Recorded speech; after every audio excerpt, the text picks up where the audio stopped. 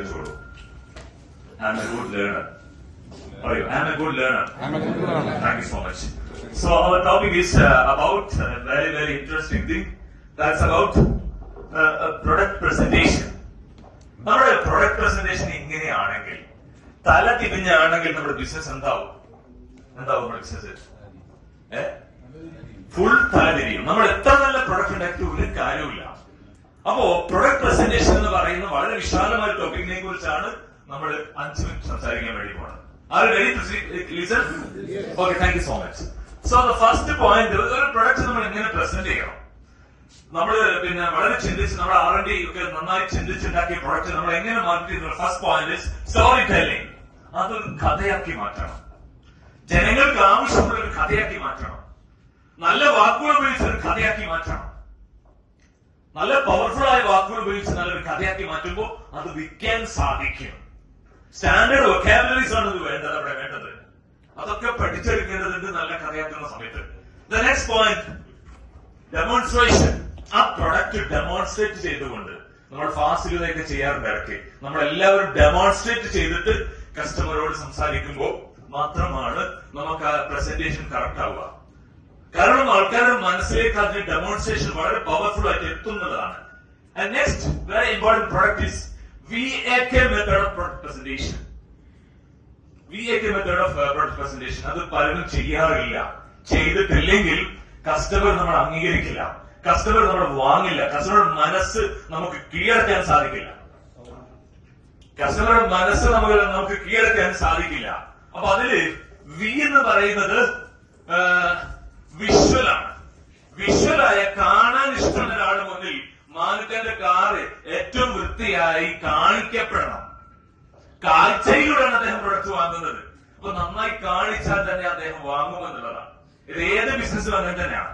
ഇതുപോലെ തന്നെ സർവീസ് പിന്നെ വേറെ ഉണ്ട്, സർവീസ് സെല് ചെയ്യുന്ന വേറെ സിസ്റ്റം ആണ്. നമ്മൾ പ്രൊഡക്റ്റ് സെല് ചെയ്യുന്ന പഠിക്കുന്നത്. Then comes auditory style. Means നമ്മൾ അതിനെക്കുറിച്ച് പറഞ്ഞു വിൽക്കണം. ആ ഡിസ്ക്രിപ്ഷൻ ആണ് അതിനെക്കുറിച്ച് ആൾക്കാർക്ക് അവയർനെസ് ഉണ്ടാക്കുക. ആ ഡിസ്കഷനിലൂടെയാണ് ആൾക്കാർ നമ്മൾ അംഗീകരിക്കുന്നതും വാങ്ങുന്നതും മനസ്സ് കീഴടക്കുന്നതും. പിന്നീട് കിനസ്തെറ്റിക് ആണ്. അത് തൊടാൻ സാധിക്കണം, കസ്റ്റമർക്ക് അത് തൊടാൻ സാധിക്കണം. നമ്മുടെ ടൈൽസ് ആണെങ്കിൽ, സെറാമിക്കിലുള്ള ടൈൽസ് ആണെങ്കിൽ തൊടാൻ സാധിക്കണം. അതിന്റെ വെയിറ്റ് ഫീൽ ചെയ്യണം, അതിന്റെ ക്വാളിറ്റി ഫീൽ ചെയ്യണം. പരമ്പരന്റെ ഹോളോപിക്സ് ആണെങ്കിലും അത് കണ്ട് മനസ്സിലാക്കാൻ സാധിക്കണം. എക്സ്പീരിയൻസ് പ്രധാനപ്പെട്ടതാണ്. ആ കസ്റ്റമർ മുന്നിൽ നമ്മൾ വീഴണമെന്ന് ഉറപ്പ് ഫീൽ ചെയ്താൽ ചില കസ്റ്റമേഴ്സ് വാങ്ങും. അപ്പോ ട്രിക്സ് നമ്മുടെ സെയിൽസ് ടീമും നമ്മുടെ R&D ടീമും ഇത് പ്ലാൻ ചെയ്തിട്ടില്ലെങ്കിൽ നമ്മൾ എത്ര നല്ല പ്രൊഡക്റ്റ് ഉണ്ടാക്കിയും കാര്യമില്ല, മാർക്കറ്റ് നമ്മൾ അംഗീകരിക്കില്ല എന്നുള്ളതാണ്. Next very important thing is key message. നമ്മുടെ ഈ പ്രൊഡക്റ്റിന്റെ ഈ യുണീക് വാല്യൂ പ്രൊപ്പോസൽ എന്താണ്? എന്ത് വാല്യൂ ആണ് ഈ പ്രൊഡക്റ്റ് സമൂഹത്തിന് കൊടുക്കുക? ഈ പ്രൊഡക്റ്റ് എന്ത് ചേഞ്ച് ആണ് ഉണ്ടാക്കുക? എന്ത് ഡ്യൂറബിലിറ്റി ആണ് ഉണ്ടാക്കുക? ഇട്ടോളിന് പൊട്ടിപ്പോവോ? ക്വാളിറ്റി നിൽക്കുവോ? ഇങ്ങനെ ക്വാളിറ്റി പറഞ്ഞുകൊണ്ട്, ക്വാളിറ്റിയാണ് ആൾക്കാരുടെ മനസ്സിലേക്ക് എത്തിച്ചേരുക. നമ്മൾ വില ലാസ്റ്റ് മാത്രമേ പറയാവുള്ളൂ. കോസ്റ്റ് അല്ല ആൾക്കാർക്ക് വേണ്ടത്, ഒന്നിനെയും കോസ്റ്റ് അല്ല വേണ്ടത്, ക്വാളിറ്റിയാണ്. ഓൾവേസ് ക്വാളിറ്റിയാണ്. പിന്നീട് വരുന്നൊരു പോയിന്റ് എന്താണ്? കീ ബെനിഫിറ്റ് എന്താണ്? ആരുടെ ബെനിഫിറ്റ്? നമ്മുടെ ബെനിഫിറ്റ് അല്ല, കസ്റ്റമറുടെ ബെനിഫിറ്റ് എന്താണ്? ഇത് വാങ്ങുന്ന ആൾക്കാരുടെ ബെനിഫിറ്റ് എന്താണ്?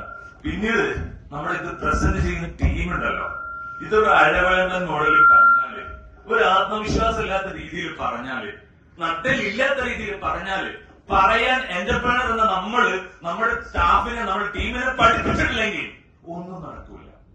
അപ്പൊ നമ്മൾ അതിന്റെ ഉത്തരവാദിത്തം ഏറ്റെടുക്കണം. നമ്മുടെ മനസ്സിൽ, നമ്മുടെ ഓരോ കോശത്തിലും നമ്മുടെ പ്രൊഡക്റ്റ് ഉണ്ട്. പക്ഷെ സെയിൽസ് നടത്തുന്ന സെയിൽസ്മാന്റെ മനസ്സിൽ ഓരോ കോശത്തിലും ഇതുണ്ടോ? ഉണ്ടെങ്കിൽ അവൻ ആവേശത്തിൽ പ്രസന്റ് ചെയ്യുള്ളൂ. അവൻ പ്രൊഡക്റ്റ് പ്രസന്റ് ചെയ്യുമ്പോ അവന്റെ ശബ്ദത്തിന് ഒരു വേരിയേഷൻ വരുന്നില്ലെങ്കിൽ, ടോൺ മാറുന്നില്ലെങ്കിൽ, എനർജി ഇല്ലെങ്കിൽ, അവൻ ഈ പ്രൊഡക്റ്റ് വിശ്വസിക്കുന്നില്ലെങ്കിൽ, അവന്റെ ഓരോ ശ്വാസത്തിന്റെയും ഭാഗമായി ഈ പ്രൊഡക്റ്റിനെ കാണുന്നില്ലെങ്കിൽ അവൻ സെല്ല് ചെയ്യാൻ സാധിക്കില്ല എന്നതാണ്. അവന്റെ ശ്വാസത്തിന്റെ ഭാഗമായി മാറണം, അവന്റെ കോശത്തിന്റെ ഭാഗമായി മാറണം. സെയിൽസ്മാന്റെ ബ്ലഡിന്റെ കൂടെ നമ്മുടെ ഈ പ്രൊഡക്റ്റ് എത്തുമ്പോഴാണ് അദ്ദേഹത്തിന് സെല്ല് ചെയ്യാൻ വേണ്ടി സാധിക്കുക. അങ്ങനത്തെ സെയിൽസ്മാനെ സൃഷ്ടിക്കാൻ നമുക്ക് ഓരോരുത്തർക്കും സാധിക്കുമ്പോഴാണ് നമ്മുടെ ഏറ്റവും നല്ല പ്രൊഡക്റ്റ് ഏറ്റവും നല്ല രീതിയിൽ വിൽക്കാനും അതൊരു ഹോട്ട് പ്രൊഡക്റ്റായി മാറ്റാനും സാധിക്കുക. അപ്പൊ അതിനുവേണ്ടിയുള്ള ശ്രമങ്ങൾ 2025 നമ്മുടെ ടീമിനോട് ചർച്ച ചെയ്തുകൊണ്ട് നമുക്ക് ഒരുമിച്ച് സ്റ്റാർട്ട് ചെയ്യാം. Thank you so much. Happy learning.